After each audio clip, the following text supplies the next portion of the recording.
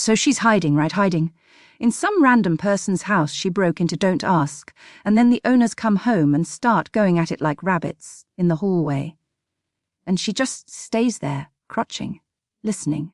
I retract my head like a horrified tortoise just thinking about it.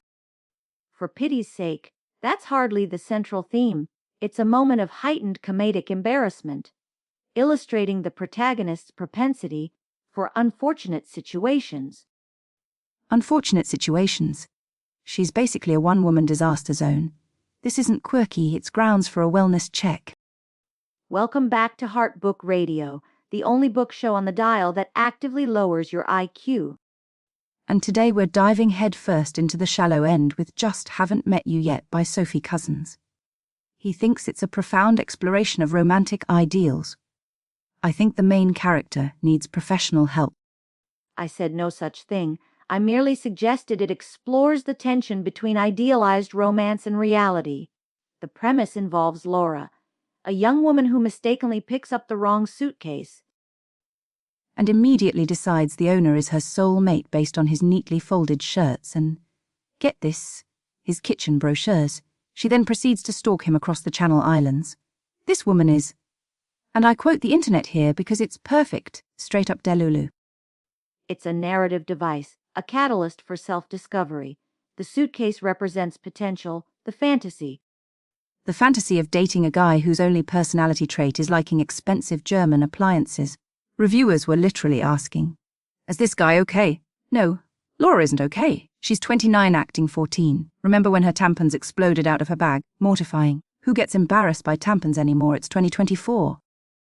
That was clearly meant to be a relatable moment of everyday mishap, contrasting with her idealized. Relatable. The only thing relatable about Laura is that feeling when you know you're making a terrible decision but do it anyway. Like dating my ex Kevin. Remember Kevin? Always wore socks with sandals. Laura's decision-making is Kevin-level bad. She finds this suitcase, builds a whole fantasy life, hunts the poor kitchen-obsessed weirdo Jasper down. You're conveniently omitting the actual romantic interest. Ted, the gruff but charming cab driver. He represents the grounded reality, contrasting with Jasper's curated perfection. Oh, Ted. Swoony Ted. The only sane person on that entire island. Probably. And Laura keeps ditching him to chase after Mr. Kitchen catalogue. Readers were screaming. I saw one review that just said, "Oh my God, when will this torture end?" They meant Laura's obsession. It's like watching someone repeatedly choose gas station sushi over a Michelin star meal.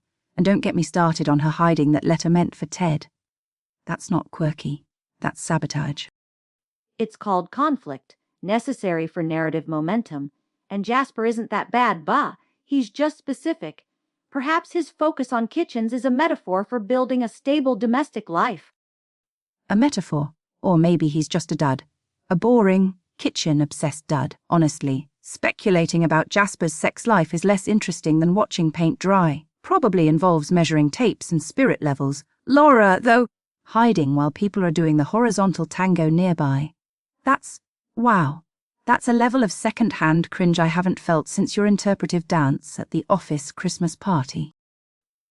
That was a performance art piece exploring corporate ennui. And must we lower the discourse quite so drastically? Lower it. We're talking about a book where the heroine commits light breaking and entering, stalking and obstruction of mail. Let's call it what it is. Is this book actually any good, or is it just frustrating? Well, the prose is light and accessible. Cousens certainly taps into the modern obsession with the meet-cute narrative. But people were mad. They thought they were getting a laugh a minute beach read, and suddenly bam. Grief. Dead parents. Parkinson's. Alzheimer's. Cancer. One reviewer called it a list of misery. It's like ordering a pink cupcake and finding out it's filled with sauerkraut. I'd argue the integration of heavier themes adds depth. It prevents the narrative from becoming pure saccharine fluff. It explores how grief shapes our perception of love and legacy. Depth, or a total bait and switch. We got a listener email, okay fine. I imagined a listener email from Confused in Coventry, who asks, I thought this was a rom-com, why am I crying about parental disillusionment? Valid question, Confused. The juxtaposition is the point. It challenges the simplistic fairy tale narrative Laura clings to. It forces her and the reader to confront uncomfortable truths.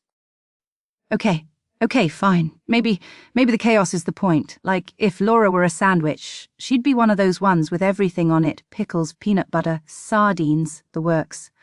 A total mess bar. Shouldn't work. But maybe you take a bite anyway. That is an analogy.